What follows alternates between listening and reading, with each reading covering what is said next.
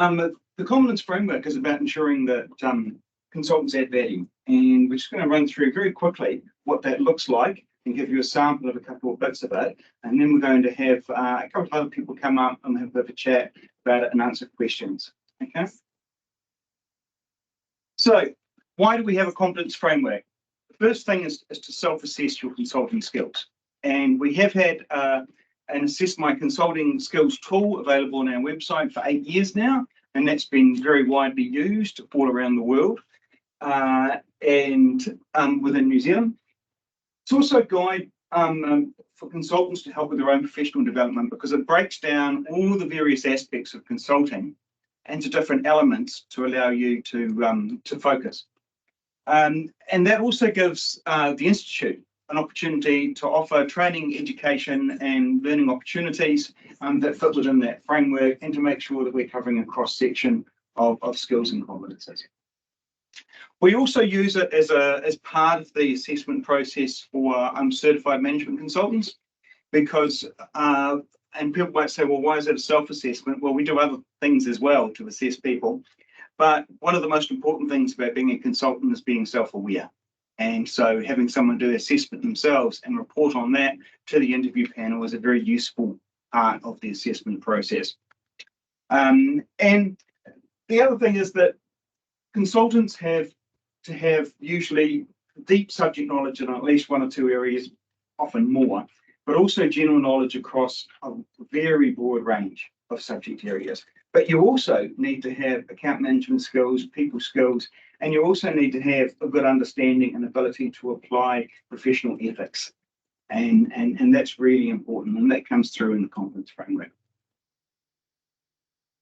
So we have a cute little diagram here.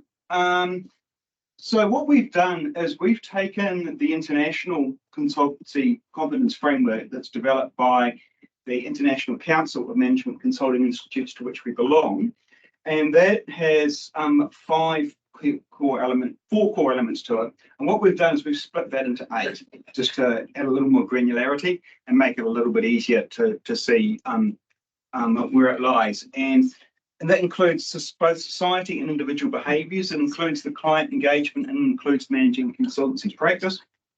And it includes, we'll go through the elements a little bit more, but it's just an overview there. Next page.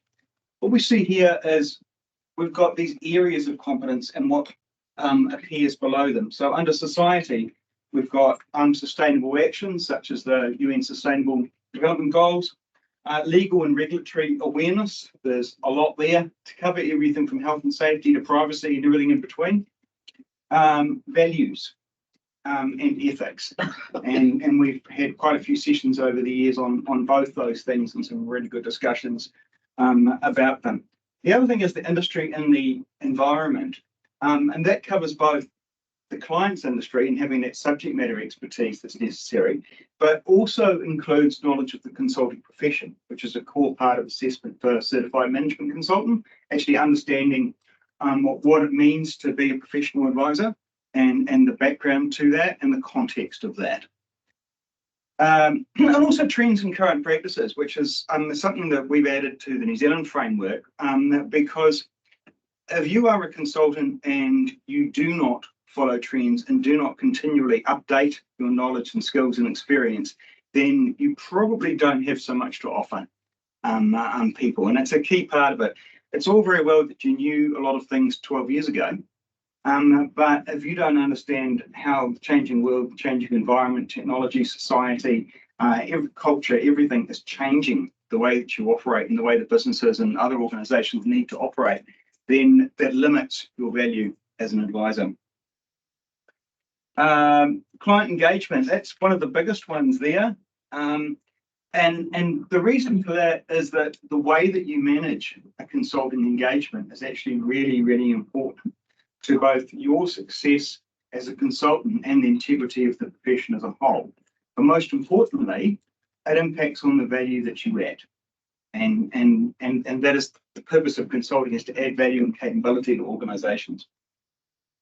So that's just a quick overview of that, and there's a lot more detail in there, and you can test yourself against it, and I'll tell you how to do that in a minute. But just having a look at the detail, we'll just pick up one aspect of the framework here. This is the client, and the competence is this particular competence is creating value. And so what we're saying is that there are 4 levels in here. So foundation is deliver what is asked for. That's very, very basic. And foundation level could be someone just starting out in the profession or even a student. Okay, so that's about understanding what someone's asked for and delivering it, which is very, very basic level. Practitioner understands the concepts of that and recommends and delivers based on that. Now, anyone who's been consulting for a while will know that the very first brief you get from a client is very seldom the brief that you actually deliver on. There's quite a bit of digging and unwrapping and analysis required before you start the process of delivering. At the advanced level, which is equivalent to certified management consulting level, then there's quite a bit involved in digging into those key success measures a bit more and looking at alternative ways to add value. And this is where experience and insight and vision and awareness of different ways of doing things, which could be different cultural approaches, they could be different technical approaches, they could be based on knowledge of best practices, they could just be insight as, well, we haven't done this before, but this might work and here's why. So that sort of thing. And an expert, you're really at the top of your game, and this would generally require deep subject matter expertise as well as consulting expertise. So you don't always have to be an expert in an industry to advise in that industry, depending on the type of advice you are giving. But at this level, you generally do. So, so that's just one example, and obviously there are 36 different aspects across this framework. So that's just an example of one of them and how it works. So you get a sense of what this is all about. And here's another one, which is consultancy. This is about managing a consultancy practice and actually making money, which is probably quite an important one at the moment. And this is about understanding the whole process of running a business, professional services business. And one of the things that we would really like feedback on as an institute is where in this framework people would like support and learning and knowledge to help them. And so here's a good example of that. So again, you can see the difference between foundation, practitioner, advanced, and expert. And there's no golden way to do this. There's no one way that works for everybody. It depends very much on the values and the nature of your business and your service offering. It depends on the niche you operate in. It depends sometimes on your geographical location. All sorts of things will shape the way that, and also the interaction you have with the client, which is really, really important part of competences. It's not just about having some knowledge and blurting that out. It's not like that at all. It's very much an interactive process, and that's what we're trying to tease out here.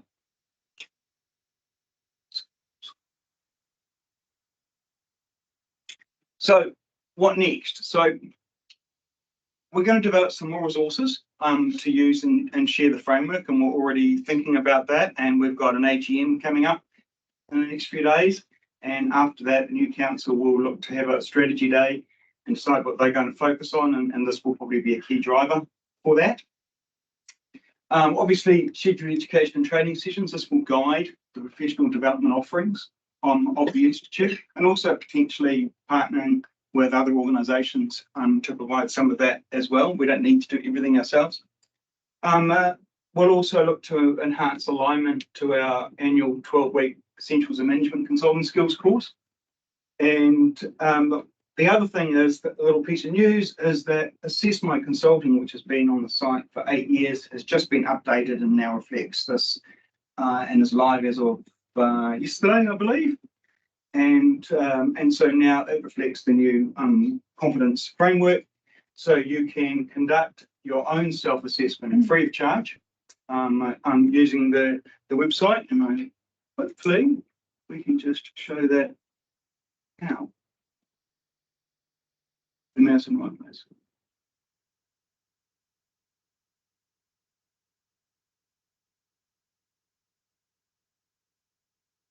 Okay, so this is the Assess My Consulting website, relaunched as of yesterday.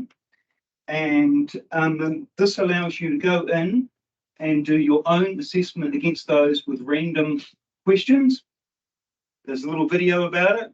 There's a little section about it explaining the framework and where it comes from and so on. And then you can do your own assessment.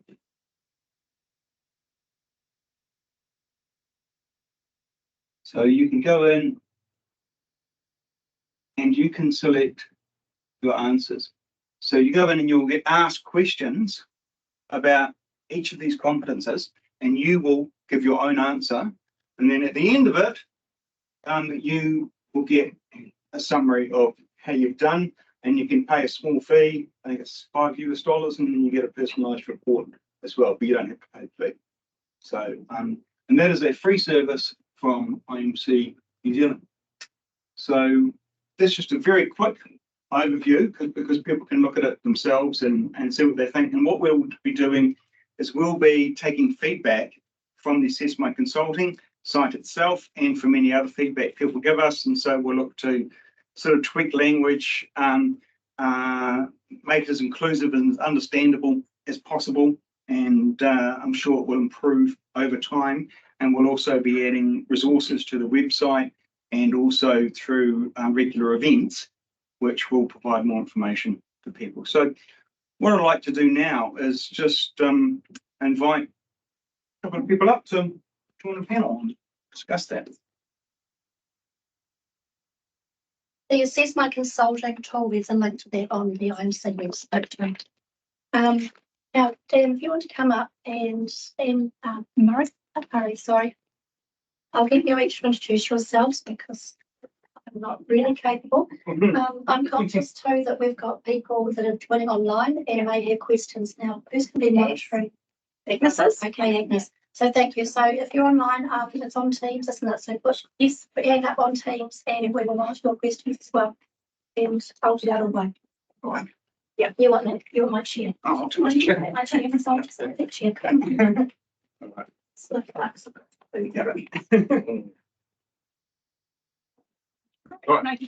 so I'll introduce myself. So I'm Murray Wills. I run a consultancy practice called Maxis. We actually provide a lot of virtual CIO and CISO services and general business and IT consulting. We've existed since actually 1994, but I've been full-time in the business since 2005. Before that, I was an academic and doing it on the side, as you do, to supplement your income when you're an academic. But yeah, so this lasted we've been going well for quite a long period of time in both business and IT consulting. Yeah, that's fine. We'll move on. Yeah, move out. thanks, Dan. Yeah. Morning, everyone. So I'm Daniel Marriott. I lead a team called the Digital Skills Agency. Unsurprisingly, we focus on skills and competency. So it's been really great to have some input into building this framework. So led by Phil. It's a great work from Dan Lincoln as well. Well, I think everyone knows you, but if you want to say. Yeah, hi, look, I'm Phil Guerin. I'm on the council of IMC. I'm also a director of Hague Consulting. And when I first started consulting, I did a lot of development, delivery of training courses, not these days, but I do a bit of background in that space. Yeah. Once again, I'm a partner at Tregascus Brown and we've been around for 20 years. We do a lot of high-level consulting and strategic advice to the public sector. And up until recently, and I still probably dip my oar in, have overall responsibility for our contracted workforce. And I certainly have had spent a lot of time in thinking around how we attract that workforce, what professional development competencies look like, and have spent a lot of time counselling people who I think may not be well suited to being a consultant and what their options are. So this is something that's quite close to my heart. And I am going to kick off with the first question, because, while I've got this floor, is I'm really interested in the competency framework from what I see a lot of in my day job is people come out of the public sector, they're tired or they want to change, and they think it's going to be easy to be a consultant. And I'm really interested about how we support those people to understand whether consulting is the right next step for them. So if I can hand that over perhaps to you, Dan, as a start at the 10. All right. So I think my observation is it's not black and white.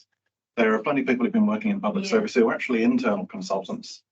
So I think one of the values of the competency framework is actually recognizing your current strengths, but then also seeing where do I need to improve in order to be effective, whether that's as a solo consultant or if you're going to go and join a partnership or work with someone else. Actually, who do you need to work with to complement the areas you need to build up a little bit on? So probably one of the biggest values I see in this. You know. Yeah, I think that's, Daniel's just mentioned a key thing there, and that's who do you need to partner with, perhaps. Assessing your own skills is very relevant. I have a lot of people who work under my umbrella who aren't the salespeople. They're not the relationship management people, but they do have expertise in a number of different areas. So they might be part of a consulting environment engagement, but they don't want to go and do the business development and the like. So be able to identify where their skills are and where they're not is a very key element. Yeah, I think one of the biggest things is that I think a lot of people, when they first go into consulting, think it's about telling people all the good ideas they've got. Whereas in fact, it's actually far more about listening and questioning and understanding. Exactly. Scott. Okay, that's your question. Integrity. So tell me about the rigor that's gone into building this, and how does it align with frameworks, and who's involved with actually developing it? Okay, well, in the first instance, we looked at the ICMCI framework, which was developed by consultants from all around the world as members of the 50 institutes that make up the ICMCI, and they developed it over quite some time. And then they shared it with us and said, look, we want every institute who's a member of us to use this as a basis for a competency framework in their own country. And we had a look at it and we decided that there were some elements that we wanted to add to it, and we wanted to present it slightly differently. And so we have based it very strongly on that work. So it does have that foundational basis. But most of the work on this was actually done by Dan Minkin, who has successfully run a professional services company for many years and grown it significantly. And so he's input a lot of that in, and he has now formed his own business, basically teaching people how to run consulting businesses. And so he's brought that in, and then he drafted it and put it to a small working group inside council here. We brought Daniel in because he's got a lot of experience around competency frameworks and around delivering training and so on. And that gave us another perspective and helped us strengthen the work that Dan had done. And then we put that together. But it's only still the beginning of a journey. We will continue to develop the framework and update it and augment it with new information and also resources to enable it to be used effectively. And I think as a member of the council, we really invite members' feedback on the competency framework, and if there's any gaps that you see are missing. I think it's a living document, and we should, be making sure we're keeping it living. I'm really curious about the personal attributes of a successful consultant, because often they are really trusted advisors. That's what we're hired for. Ethics and integrity are one of my things. It is built in here in the assessment and also the framework, but absolutely, you don't have to know. Well, too preaching to the converted, but you don't have to know everything. But you need. I say, I don't know everything, but chances are I know where to go to get the answer. I'll provide that to you. I'll come back to you. Whatever. I've got clients, notably one in this building, who relies on me to be absolutely straight up if I don't like something, if I don't agree with something, if I, and that's at a very senior level. And that's the space that I'm used to working in. So, you have to have the integrity behind you. So when you say something, when you give some advice, you are absolutely standing by that professionally. Yeah, and I think it's really important to be mindful and to weigh on yourself how you, if you were in the client's position. Yeah, absolutely. You're You know, working for the client. Yeah, that's As right. their advisor, their trusted advisor. And it's your reputation. Yeah. As it should be. Yeah. Dan, have you got any further thoughts on that? I think one of the things I like about the framework we've got here is we don't just talk about knowing about ethics.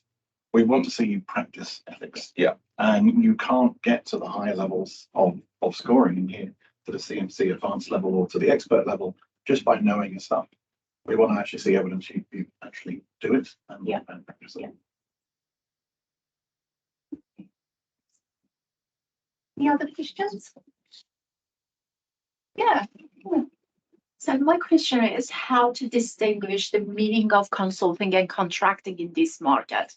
It's totally overwhelming situation when they misunderstand the position of the consultant versus contracting positions. Murray, you want to start? Well, that's an interesting How one. the framework is going to help with that. We have government agencies in charge of panels who don't understand the difference either.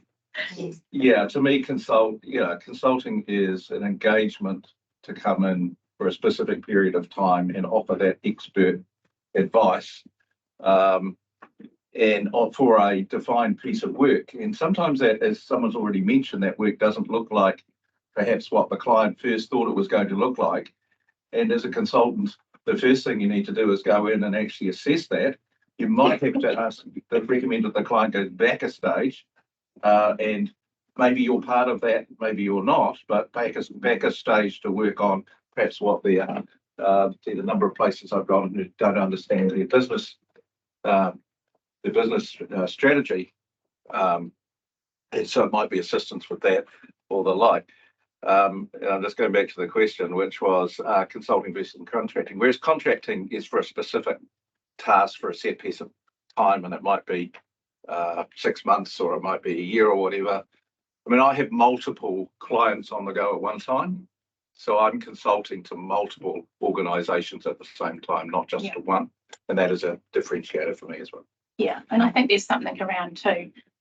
You are that trusted advisor, you're that critical friend, and if because quite often we're bought in, and I'm sure you are as well, that actually the client thinks it's this, which Phil alluded to, and it's not, it's why. And actually saying it's why, we may not be able to help you, or we know we can't help you, you need to go here and you need to be able to walk away. And that's part of the ethics and the integrity and being able to always, so the client knows that they can rely on you for the best outcome for them. I think the other thing is they often get consultants in when they don't know how to solve the problem. They know they have a problem and they need advice around what that looks like. And that is often very short term, get stuck in, do some discovery and come out, after proposing a solution. I think if either of you got any more thoughts around that to add to. I was just going to add that there's a point of independence too. Yes. So as a contractor, you may or may not be there as a subject matter expert, but you're there to essentially to do what you're told. Whereas as a consultant, you're there to advise and provide guidance with independence. You might, if you're working with a client over a long period of time, become an extended part of their team, but you keep your independence. Absolutely. And that's crucial to the client.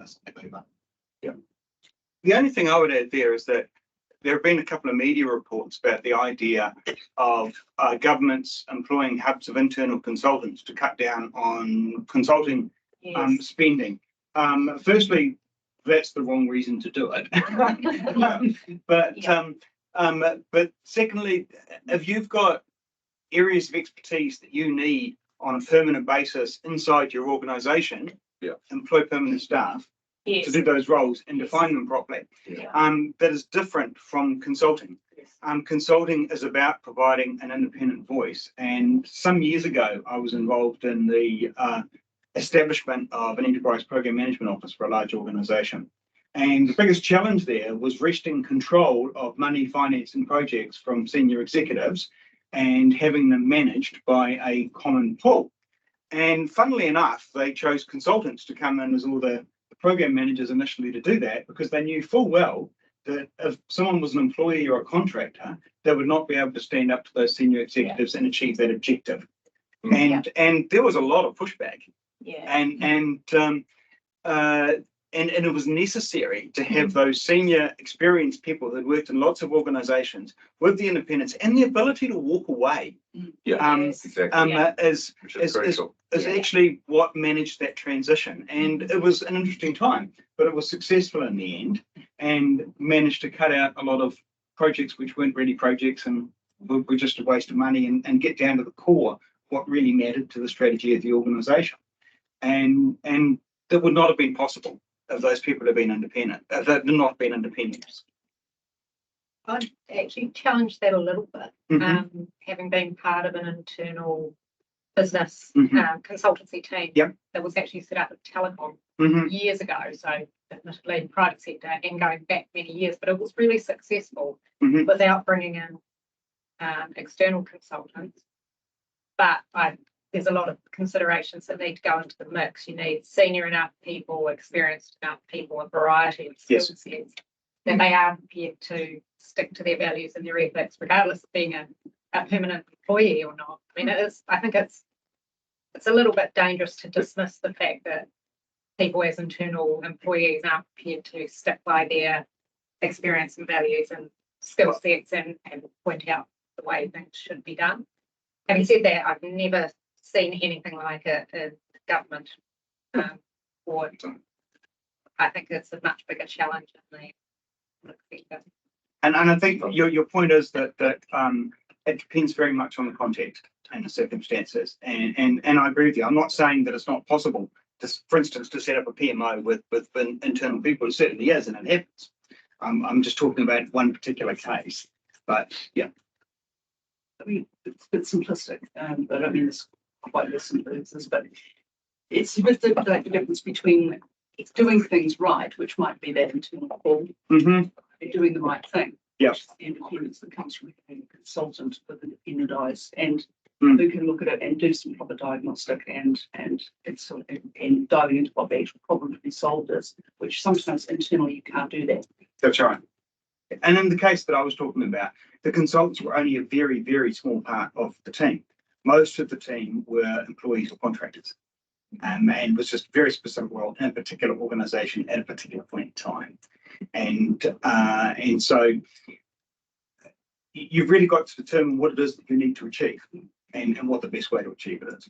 It's I've worked with over 100 different clients. Plus, I've been an employee and things like that. So you're bringing a lot of that experience to the party as well, which unlikely, so I've been a part of an internally consulting team as well for a bank. We have a team there, but at the end of the day, you're still an employee, subject to performance appraisals and restructuring and, whatever else. Sorry, getting back to that media point, Phil, I totally, agree about the way that they measure the impact of the consulting or contracting is mixed up.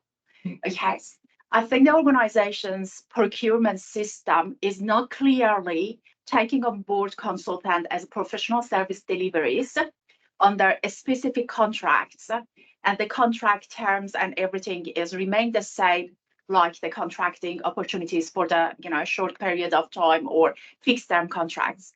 So that is impacting the decision or the insights that is shared with government. So, and it's making the the consulting market to become quite under unnecessary challenges. So if we have a specific metrics, imagining that we can measure the impact of the consulting, so that would be quite helpful for the market to realize that consulting is different from the contracting positions, plus cutting the inefficiencies versus cutting the costs. That is a very strong, message that I think we need to shift this mindset, and only is doable, I think, through the data and metrics, quite powerful metrics we need to set up to demonstrate the power and impact of consulting. You're not suggesting we measure benefits, are you? Good luck. Because that's what we're really bad at. Yeah. We are really, really bad, and they should be identified up front, and we should be measuring them. And look, government no different from anyone else. They should also be measuring the impact of those benefits, and they might not be financial. It might be strategic. It might be that we've moved this from here to here, and that we've got away from that risk of an environment that isn't supported anymore to go to here, or whatever it might be. But we are really bad. We stop pieces of work, whether it's consultancy work or project work, and then we just push our hands and move on. And we don't actually have that benefit. Well, one of the interesting things is that I took an Uber here this morning, and of course I got prompted to how many stars do I rate my driver. The government spends hundreds of millions of dollars on consultants and doesn't have anything like that. And so if you look at the All of Government Consultancy panel, there are no measures of performance against any of the consultants on that panel, and yet that panel has been running for years and years and years, and is run by a group called the Consulting Centre of Excellence.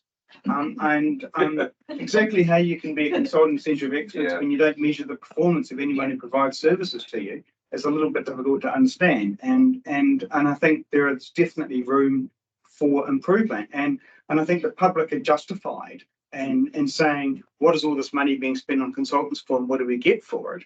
If there is no measurement. But it can't be demonstrated benefits of it. Interestingly, it's actually in the contract if you're a tier 1 or tier 2 provider. Yes. But they themselves admit they don't use that data. No, I know. I know.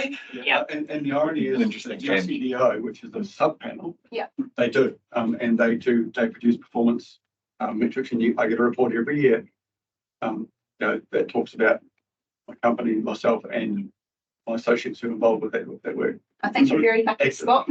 That's all I'm going to say on that. Yeah. I think there's also a real lack of consistent maturity in the procurement of consultants, and that's that understanding that is But those that go through the panel and those that don't as well. Question then, for someone going through CMC, can they use this now, and what would you recommend? Assess my consulting first and then support for that, so people are heading towards CMC. What would you suggest? I would suggest that yes, they use the Assess My Consulting tool, and feel free to give us feedback as well on the use of it, because it has just been updated as of yesterday, and so it may not be as smooth and as effortless as we would like it to be. So we welcome feedback on that, and then the CMC assessment process includes providing basically a CV and proof of qualifications, the Assess My Consulting, and then going through an interview process, but also providing a summary of 3 consulting assignments and references for those assignments. And that's one of the most important parts of the whole process, because it proves that you have actually been able to consistently provide value to clients.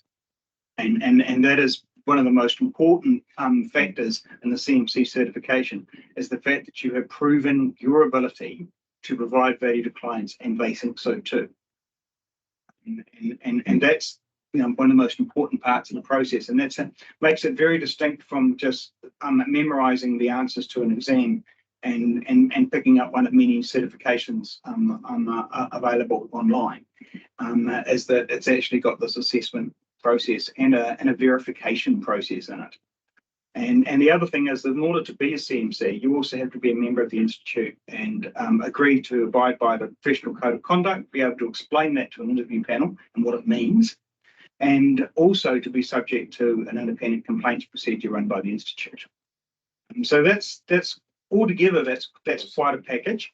And one of the things that is a little disappointing with things like the AAG consulting panel is that there is no reference to that. And what we put to MB some years ago is that if somebody belongs to any professional institute, not just ours, any professional institute that has those kinds of requirements on them, then that should be something that they record and notify potential purchasers of consulting services about. So, for instance, if you're a member of the professional institute for engineers or accountants or auditors or cybersecurity experts or anything else, then that is valid. And that should form a part of the decision-making process for procurement, because it shows that someone is independently verified that you actually know what you're doing. And they didn't want to know. no, they didn't want to know. But it's the thing is that all you're doing then is you're leveraging off the processes of those professional institutes. And it's not just about promoting ourselves. We freely acknowledge that there are other professional institutes out there that have high standards that are worth noting. And many of us belong to more than one anyway. Yeah. So But I think the requirement for professional development is a key one as well. I have Yes, so 3 or 4 organisations that I have to meet professional development requirements for, in order to continue with the professional certification. And nobody wants a stale consultant who's still talking about Maslow and Porter, those sorts of things. You actually want to know that they are engaged in, and interested in the topic. Yeah, and they spend their time, spend that part of their, professional life, if you like, to be up to date. Just to come back to the question of using the framework for an application, I think one of the benefits of a framework like this and the structure is actually you can use it to evaluate your own experience, but also think about how you describe your experience. We certainly see applicants come through who potentially have amazing experience, but it's so hard to dig it out of the application. Yeah. So obviously we're not looking for word, I meet the advanced standard, here it is, because that's the equivalent of regurgitating the content. But it's worth referencing that, thinking, how do I describe some examples of where I've worked to that standard? And I think that's really powerful. That actually will make the job of the council much easier to review applicants. 100%. But also it'll make your job easier. Yeah, and it'll make you more successful, because you need to be able to sell yourself. Yeah, you do. That's a really good point. Yeah, and I think that's one of the fundamental skills as a consultant. that are missing, particularly from the public sector people I interview, is you actually have to sell yourself, and you have to be comfortable doing that. And if you're not, consulting is not your game. I'm just going to put it out there. Yeah, that's right. Happy to chat more about that, but it's fundamental. So you have to be up for that. So like I said, happy to chat more about that. Just going to ask any final questions. I'm just conscious we've all got day jobs to get to, but yeah, please feel free to stick around. I think we'll be the panel will be here for another few minutes if you'd like to ask us more questions. Yeah. Anything? No. Yeah. being young and enthusiastic, I completely innocently took the test yesterday without knowing it's brand new. That's right. I survived. and I quite like it because what I liked in each question is makes you think, and that from the novice to the expert is very clearly outlined. And at the end, provides you that report, which I'm just about to start my certification process with kind of help of Scott.